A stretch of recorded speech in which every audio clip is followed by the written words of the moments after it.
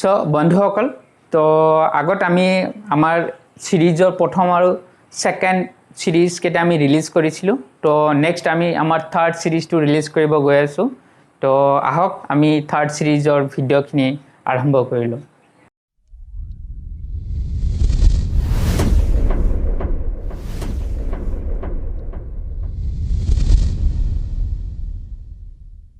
Next চাব number 59। ইয়াত কৈছে যে the value of x for which the system of equation kx minus 5y is equal to 2, 6x plus twice y is equal to 7 has no solution। মানে কেৰ কোনটো ভ্যালুৰ কাৰণে এই দুটা সমীকৰণৰ কোনো সমাধান নাথাকে, আমি সেই বস্তুটো সলভ কৰিব লাগিব। আইডিয়া সলভ কৰাৰ আগত আপোনালোকে ইকুৱেশ্যন এটা ষ্টেণ্ডাৰ্ড ফৰ্মেটলৈ কনভাৰ্ট কৰিব লাগিব। ax plus by plus c is equal to 0 এই ফৰ্মেটলৈ কনভাৰ্ট কৰিব লাগিব। তো এই দুটা সমীকৰণ যদি ফাৰ্ষ্ট কনভাৰ্ট কৰি লয় তেতিয়াহ'লে কি পাব, যে kx minus 5y minus 2 is equal to 0, 6x plus twice y minus 7 is equal to 0। আৰু নো সলিউশন থকাৰ এটা কণ্ডিশ্যনটো এনেকুৱা হয় যে a1 by a2 is equal to b1 by b2 not equal to c1 by c2। ঠিক আছে, তো ইয়াৰ পৰা জাষ্ট আপুনি এতিয়া অনুপাতখিনি বহাই যাওক। এইটোৰ মান a1 হয়, এইটো b1, a2 হয়, এইটো b1, এইটো b2, c1 c2 কৰি যাওক। কি আহে, a1 k by 6 is equal to minus 5 by 2। ঠিক আছে,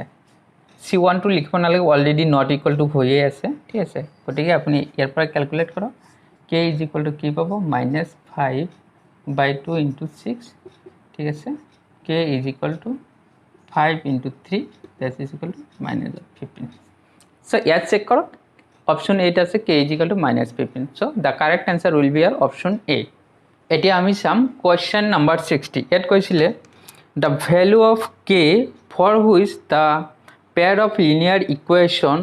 twice x plus thrice y is equal to 4 and k plus 2 into x plus 6y is equal to thrice k plus 2 have infinitely many solution। ঠিক আছে, মানে কোৱা হৈছে এই সমীকৰণ দুটাৰ কি কণ্ডিশ্যনত মানে অসংখ্য সমাধান থাকিব, সেই বস্তুটো আমি ওলাব লাগিব। ঠিক আছে, তাৰ আগতে এই ইকুৱেশ্যন কেইটা আমি ষ্টেণ্ডাৰ্ড ফৰ্মেটলৈ কনভাৰ্ট কৰিব লাগিব। ষ্টেণ্ডাৰ্ড ফৰ্মেটলৈ কনভাৰ্ট কৰিলে আমি এনেকুৱা পাম। ঠিক আছে,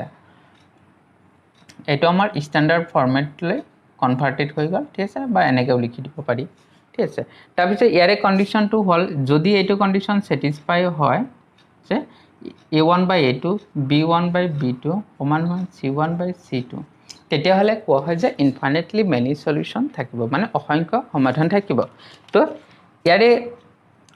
অনুপাতকেইটাত বহাই দিলে আমি কেৰ মানটো পাই যাম। ঠিক আছে, এইটো হিচাপত কৰি গ'লে হ'ল a1ৰ মান কি আছে, 2 আছে, a2ৰ মান কি আছে, k plus 2 আছে, সমান সমান কি আছে b1 by b2, so 3 by 6 আছে, সমান সমান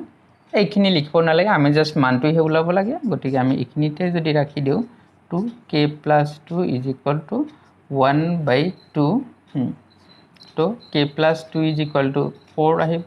k is equal to 2 আহিব। ঠিক আছে, সো ইয়াত আমি চাব লাগিব k is equal to 2 কোনটো অপশ্যনত আছে, C, in option B, in option C, k is equal to 2। so the answer is your option C। next number 61 চাব। ইয়াত কৈছিলে যে the solution of the pair of linear equation x plus y is equal to 14 and x minus y is equal to 4 is, একটা option দিয়া আছিলে যে x আৰু y ৰ মান কোনটো হ'ব, option A, B, C or D, ইয়াৰে কোনটো অপশন হ'ব আমি সেই বস্তুটো সলভ কৰিব লাগিব। এনেকুৱা যেতিয়া দুটা ইকুৱেশ্যন দিয়া থাকিব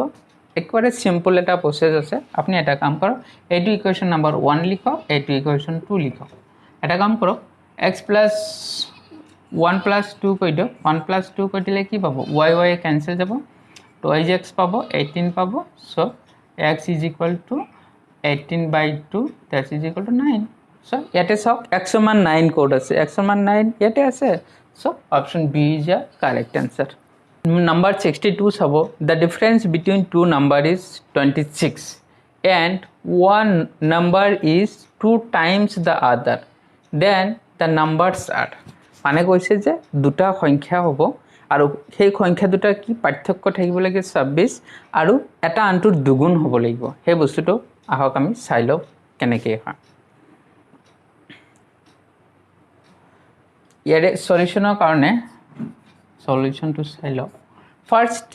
কন্ডিশনছখিনি চাই লওক যে দুটা নাম্বাৰৰ পাৰ্থক্যটো কি 26 হয় আৰু এটা আনটোৰ কি 2 টাইমছ হয় 2 টাইমছ হয় ফাৰ্স্ট নাম্বাৰখিনি চেক কৰি লওক ইয়াৰে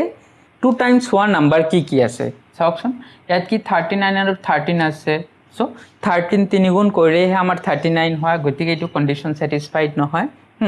ইয়াতে আকৌ সেই 13 আৰু 39 গতিকে কন্ডিশন স্যাটিসফাইড নহয় ইয়াত কি হৈ আছে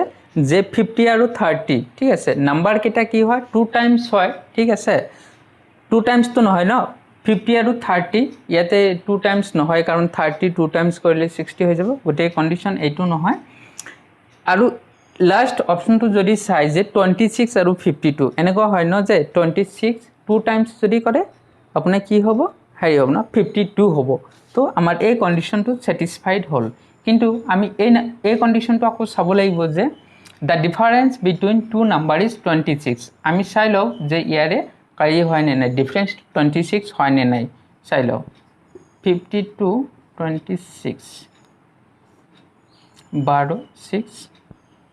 4 2 ঠিক আছে সো ডিফারেন্স তো আমার 26 হল আৰু এটা সংখ্যা আনটোৰ দুগুণ হল so the correct answer is your option D Question 63 sab yat ki hoise the roots of the equation 3x square minus 5x plus 2 is equal to 0 are option A option B option C option C মানে কৈছে যে এই সমীকৰণটো যদি আপুনি সমাধান কৰে ইয়াৰ মূল দুটা কি পাব হেতু ওলাব লাগে এতিয়া এনেকা কোৱেশ্চন যদি দিয়া হয় আপোনালোক বহুত ধৰণে সলভ কৰিব পাৰে এটা থাকে ভ্যালু সাবস্টিটিউশন যে x ৰ জাগাত এই কেটা মান যদি বহাই দিয়ে তেতিয়া যদি সমান 0 হয় তেতিয়া এটা মানে answer উলিয়াৰ হেতু এটা প্ৰসিডিউৰ হয় আৰু এটা প্ৰসিডিউৰ আছে এনেকুৱাকে যে যদি উৎপাদক বিশ্লেষণটো এনেকৈ কৰিলো যে 3x স্কয়াৰ - 5x + 2 আচ্ছা একটো মই এনেকৈ লিখিব পাৰিম না 3x স্কয়াৰ 3x - 2x + 2 পাৰিম না 3x 2x so 5x okay ইয়াৰ পৰা কি মিল আছে 3x কমন আছে না সো মই এনেকৈ লিখি ল'ব পাৰিম তাৰপিছত 2 যদি কমন লোৱা যায় x - 1 = 0 হা সো ইয়াৰ পৰা লিখিব পাৰিম 3x = এত আৰু x - 1 = এত সো ইয়াৰ পৰা লিখা যায় x - 2 = 0 সো ইয়াৰ পৰা হ'ব যে x = 2/3 আৰু x = 1 এই বস্তুটো কেনেকুৱা হয় যে এটা ধৰিলো কিবা এটা কাম কৰোতে হা ধৰিলো কিবা এটা কামত পাৰ্টনাৰশিপ দুজন আছে দুজন মানুহ মিলি যদি এটা ভুল কৰা যায় এটা আমি ক'ব নোৱাৰিম নহয় কোনে ভুল কৰিছে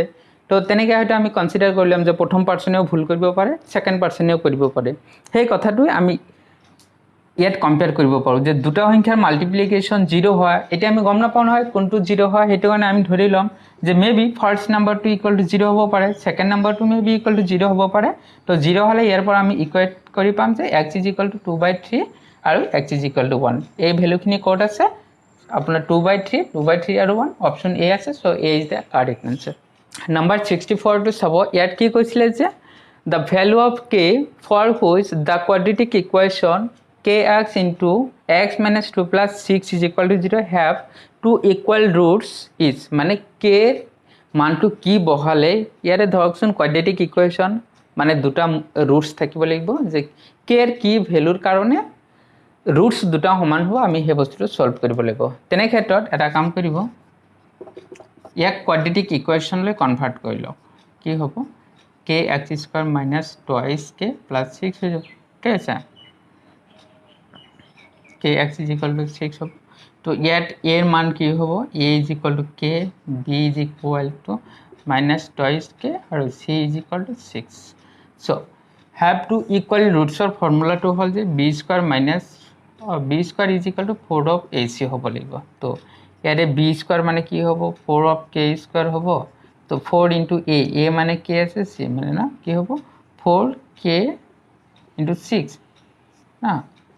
তার মানে কি হবে 4k square is equal to 24k এটা k কেঞ্চেল যাব এই 4 ইয়াত কিমান হ'ব 6 টাইমছ আছে সো k = 6